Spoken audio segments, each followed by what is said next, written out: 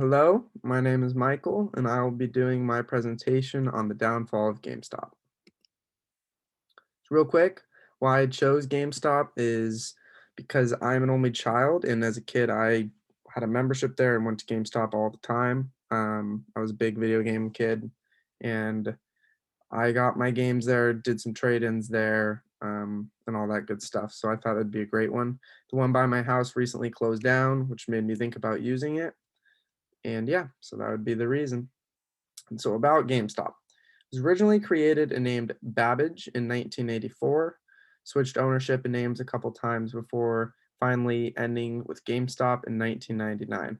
It's headquartered in the Grapevine, Texas. It's a little suburb in Texas, not a very big area, surprisingly, for a big corporation.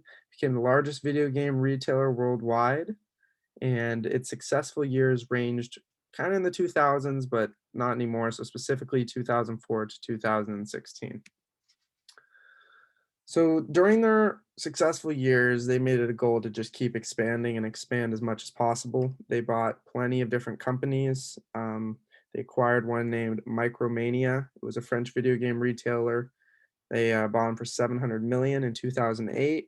2009, it acquired a major stake in Jolt Online Gamings, which was an Irish browsing game studio. They did a bunch of other ones like that. I'm not going to go through them all. I don't think anybody wants to hear all their companies they bought out.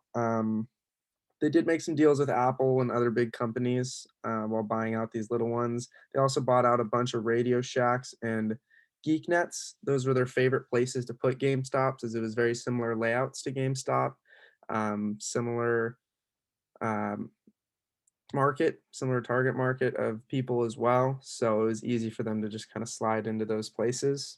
Um, they bought out numerous video games. Also, they moved into the movie services a little, which I didn't know. They pitched an idea called Movie Stop, which actually didn't end up working through, but they're in some other movie services. They just don't have their own.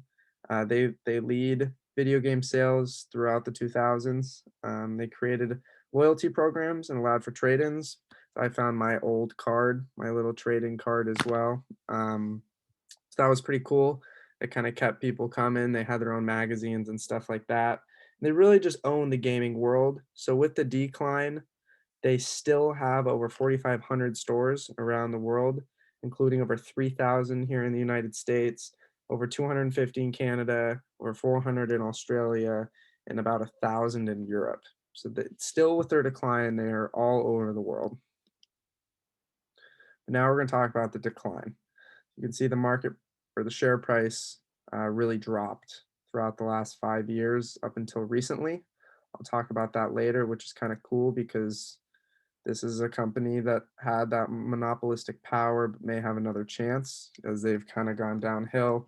As you can see, dropping well below $10 when they were at highs around 50. So the decline of GameStop. So the market conditions changed, which really just destroyed them. They didn't adapt well with them. They didn't really try to adapt well with them, in my opinion, and it kind of took them out. The physical discs for gaming began to decrease and decline in 2016, which they were a store that was full of discs all over. That's all it was. You buy games, you sell games, and that was really it. You could buy store credit. They did start doing towards the end of the or before COVID, where you could buy the digital codes to then put it on your PlayStation. You don't have to get the disc, which I'll talk about later because I think that's the future for them. They also decided to try during this decline to create a program called the Circle of Life.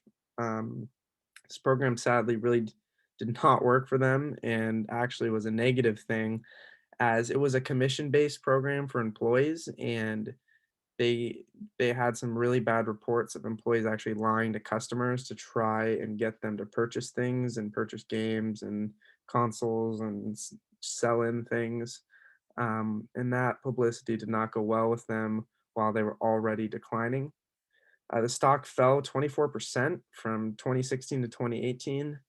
I think it was about 16% one year, the remainder the next, and then it dropped 27% more than both those combined in 2019.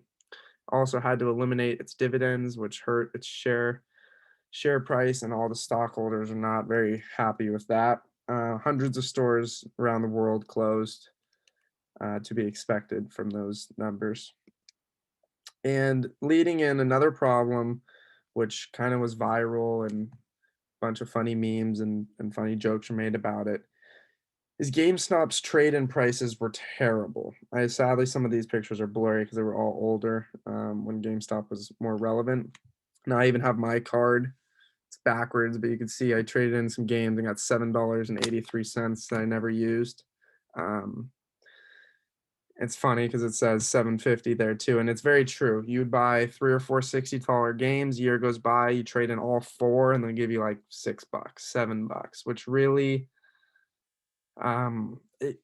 it's because they were a monopoly and they knew it, and you couldn't sell in your games anywhere else unless you wanted to try to do it yourself on eBay and deal with shipping and all of that. And many people were a little bit too lazy, one, and two, um, some people didn't know how.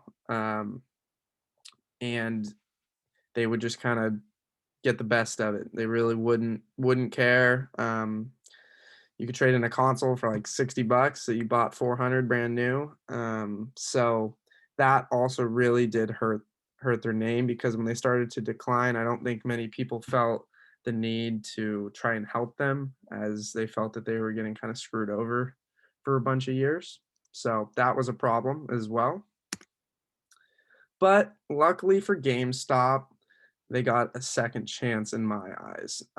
They had a massive short squeeze due to a popular Reddit page called Wall Street Bets, which is kind of my generation more of a thing, kind of out of college, in college students around 20s, 30s, the major age groups of this page. And they just pushed GameStop to take out hedge funds a little bit. And they saw a 100% increase in share price, which is massive, massive, massive, and not really ever seen. Because of this, now they have a new chairman for June of 2021, which before from 2019, I believe their chairman was stepping down, and they really didn't have no zero interest of people coming to work for GameStop and try to fix it up. But I think because of this generated hype and this gained hype, they have a big chance to rebuild, and they need to take advantage of it because there's not going to be they're extremely lucky, and it's not going to be another thing like this for them happening. um, so we'll see what they do with that. I have my suggestions on the next slide here of what I would do personally for GameStop. They need to focus, in my opinion, on the digital codes for games and the reward system. That's the only way that I see them being successful. Discs are no longer a thing. I know the next consoles just came out, but the ones after, I could see they don't even have a place for discs. I could see discs just being gone. So you really need to get on the digital codes. And to do this, it's obviously a lot easier just to go on your console, like you're on your PlayStation, and just buy it from there instead of going on your computer, getting the code, then going on your PlayStation. So they need to have a reward system based with that, where if you buy a certain amount of games, you get a certain amount of points, and you can unlock maybe merchandise, clothing.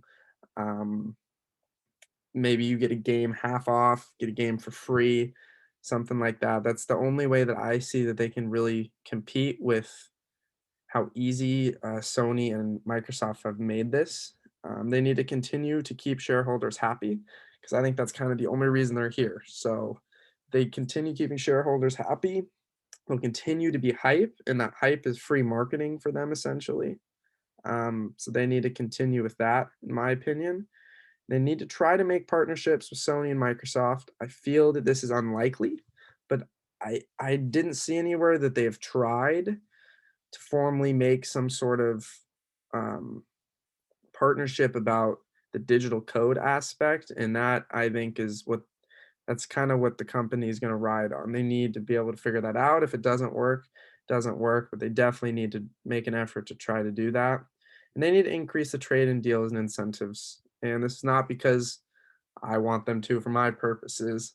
although it would be kinda nice, but this is because that was their biggest problem, and when they were a monopoly, it didn't matter, and the jokes you could think were probably marketing for them because they were jokes and it didn't hurt their business very much. People were still gonna come to trade in. They didn't make their money on that anyways. Um, but now that they are a massive declining company, they've lost their monopolistic power for sure, as Sony and Microsoft do what they do way better now. They need to get rid of that agenda and that ideology that they don't really care, that they don't care about giving you back your money on purchases, and that they're just gonna get the least possible amount that they can, and they sell it for 4 times the amount that they bought it from you. They need to somehow fix that. There can't be these memes going around the internet and all these jokes going around, as that's just gonna really hurt their image as they're trying to rebuild. And those would be my main suggestions, and that would conclude my presentation. I hope you all enjoyed, and peace out.